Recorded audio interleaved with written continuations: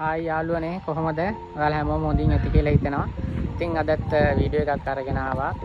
අපේ සිලෝන් ඇන්තෝරියම් රටකරෝපණ විද්‍යාගාරයේ අපි අලුතෙන්ම නිෂ්පාදනය කරපු බ්‍රවුන් නයිට් කියන ප්‍රභේදය ගැන ඔයගොල්ලෝ හැමෝම දන්නවා. දැනටත් රටවල් කීපයකට කුඩා පැල අපනයනය වෙනවා.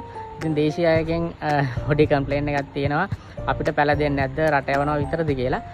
ඉහළම වටිනාකමක් තියෙන බ්‍රවුන් නයිට් පැල කීපයක් අද දවසේ මම අලවියට දානවා. කැමති අයට මිලදී ගන්න පුළුවන්. හැකි ඉක්මනින් මට WhatsApp මැසේජ් එකක් කරන්න මේ පහළ දාලා තියෙන WhatsApp නම්බර් එකට මැසේජ් එකක් දාන්න. ඔයාට පඳුරු කීපයක් මිලදී ගන්න පුළුවන්. මල් සහිත පඳුරු කීපෙකුත් කුඩා පැල සහිත පඳුරු කීපෙකුත් මිලදී ගන්න පුළුවන්. එන්නේ අපේ බ්‍රවුන් නයිට් කියන ප්‍රභේදය අපේ සිලෝන් ඇන්තෝරියම් රටකරෝපණ විද්‍යාගාරයේ අපි අලුතෙන්ම නිෂ්පාදනය කරපු වර්ගය. මම අර කලින් කිව්වා වගේ රටවල් කීපයකට දැනට අපනයනය කරනවා කුඩා පැල සහ මල් එක්ක.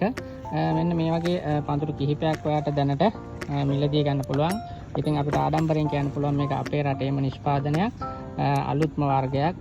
ඉතින් ශ්‍රී ලංකාවේ නාමය. ඒතර සිලෝන් ඇන්තෝරියම් නාමය ලෝකෙටම අරන් ගිය මේක පැලයක්.